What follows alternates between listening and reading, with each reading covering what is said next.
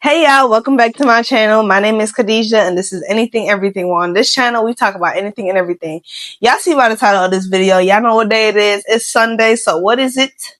Let me hear you say it. Let me hear the 13 people subscribe say, I need y'all to subscribe. Let me hear the 13 people that subscribe say it. Reddit on a rest day. So if you new to my channel, Reddit on a rest day is basically where I get on Reddit and I give my unsolicited advice to stories, scenarios. I pick the stories in real time. So, you're getting my honest 100% reaction. This is my first time reading it and I'm gonna read them with y'all. So let's find our first story. All right, y'all. This first one is going to be husband made comment about my daughter's cycle.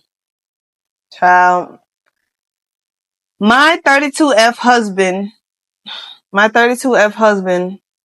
33F has, okay, so she's 32F and the husband is 33. She said F, so I don't know if her husband is a woman because F usually means female, but her husband has always made comments that I hate when it comes to my period, such as it stinks. I knew it because you're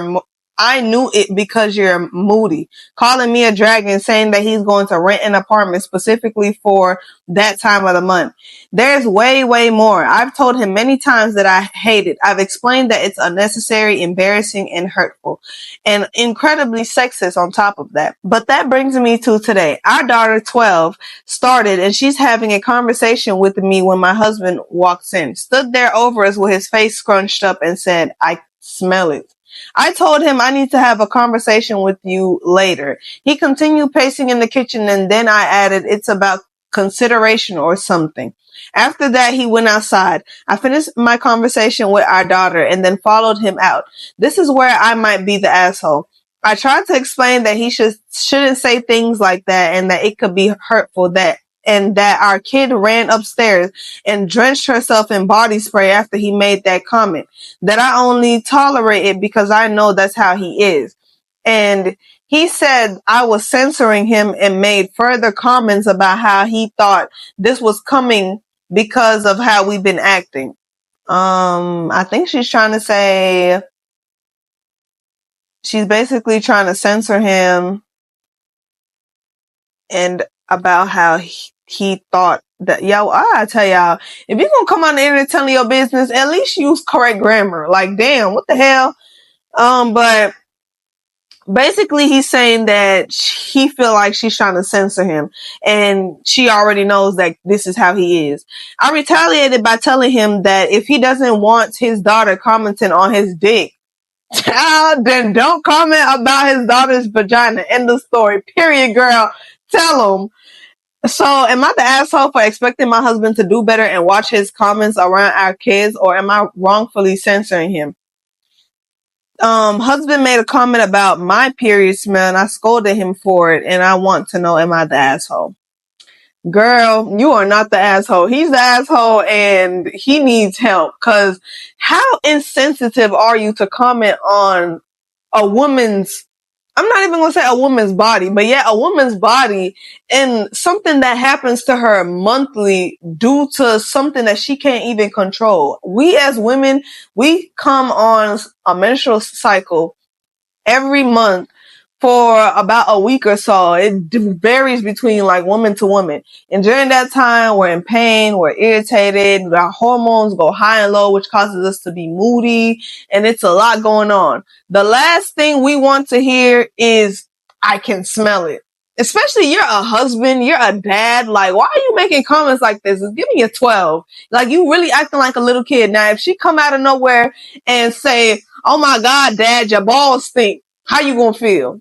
How you look? How that's gonna make you feel? Like, and I promise, I bet he showered. Yeah, if y'all watch my last video, well, not even last video, y'all, I'm gonna talk about that. I'm gonna talk about that in the video about people showering and y'all look.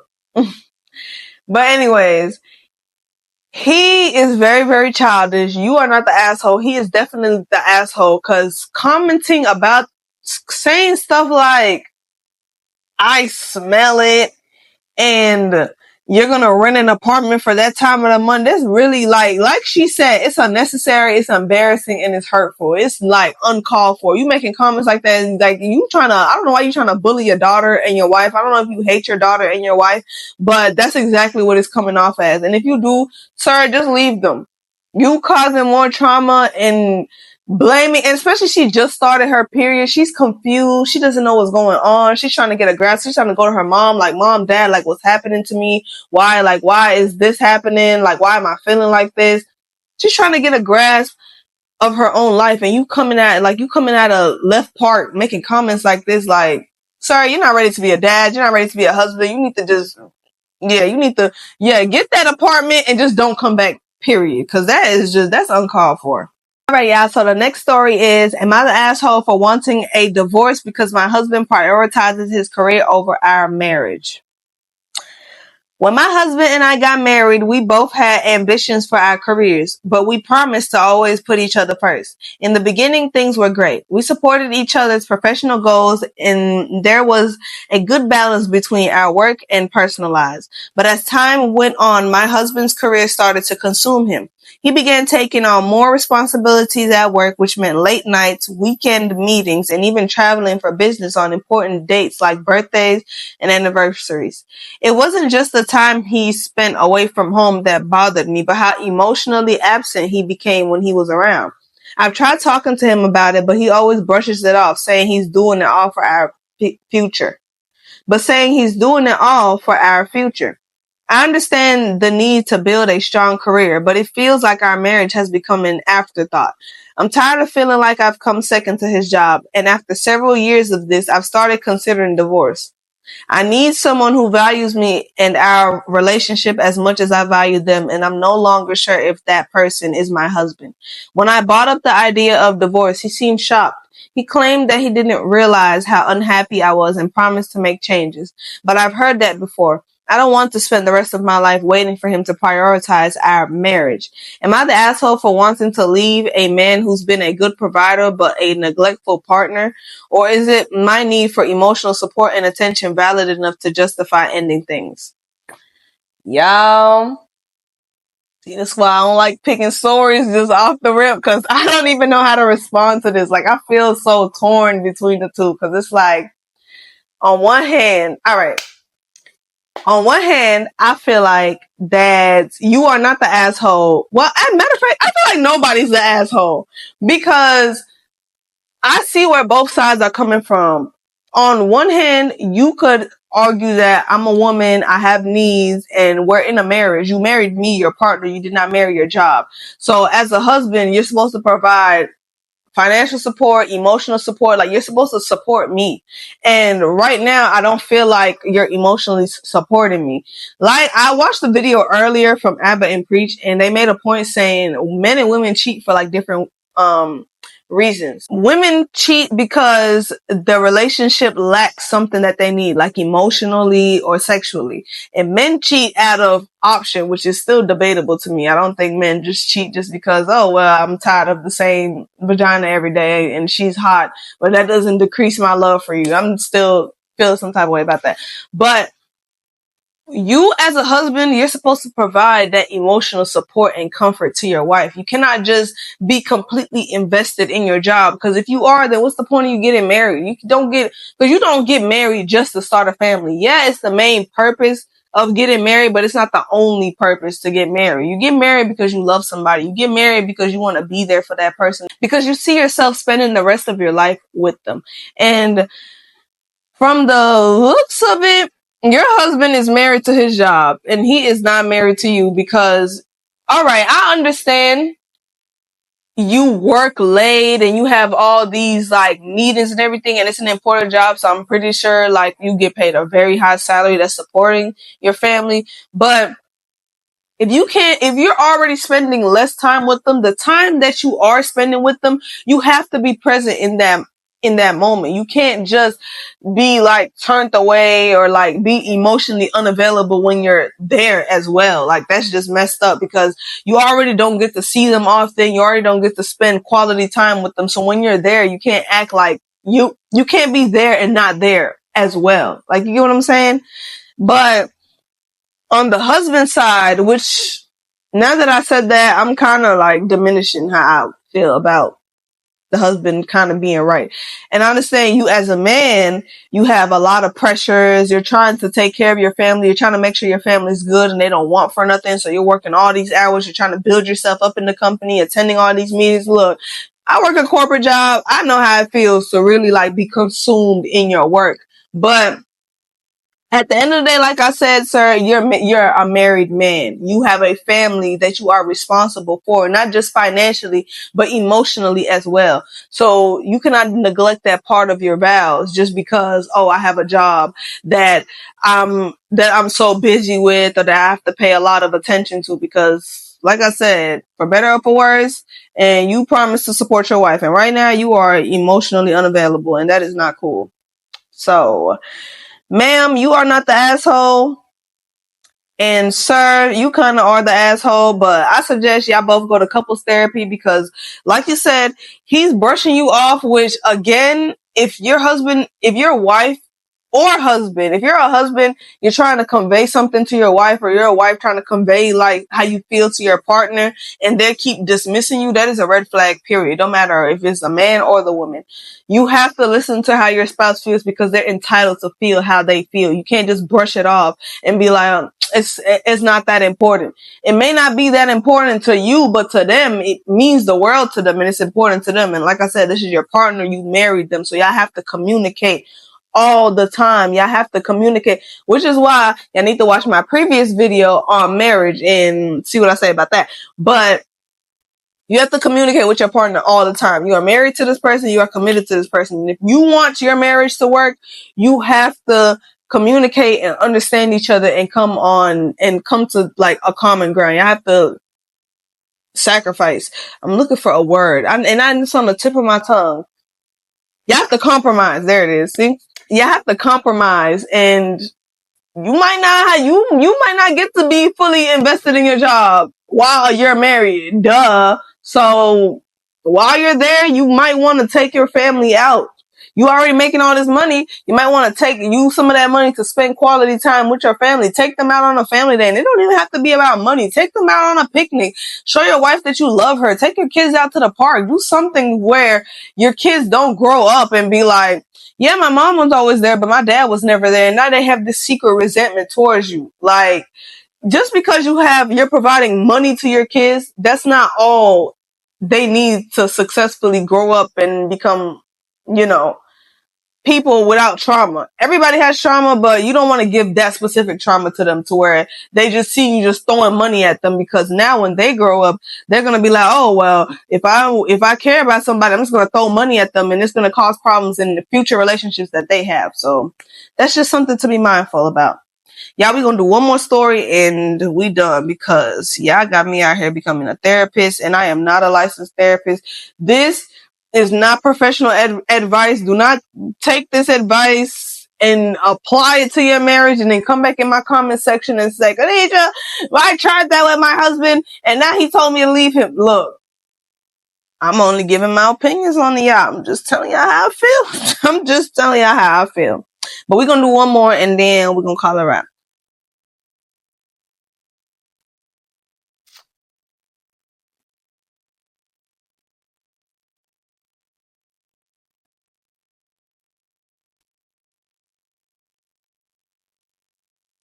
All right, this last one is, am I the asshole for telling my girlfriend to not hang out with her longtime friends because they offered her a threesome? Something be wrong with y'all, man. It's this is why Reddit exists, because it's all types of people, man. It's all types of people that exist. But okay. My girlfriend is friends with a couple. They have all known each other since college. They have been friends for years and well before I met my girlfriend. They've had threesomes before, which has always made me uncomfortable, but girlfriend had assured me that it is in the past. But recently they asked her if she wanted to join them again. My girlfriend declined. My girlfriend told me this and thought it was funny, but I told her they crossed a serious line. I told her they basically asked her to cheat on me. My girlfriend said that's not what happened, but I told her since they only asked her while I wasn't there, they did. I told her I wasn't going to stick around if she hangs out with people who would straight up ask her to cheat on me. She did agree, but I've gotten messages from her other friends calling me an asshole. Sir, this clean cut and simple. You are not the asshole. She needs to leave her friends. They disrespectful as hell.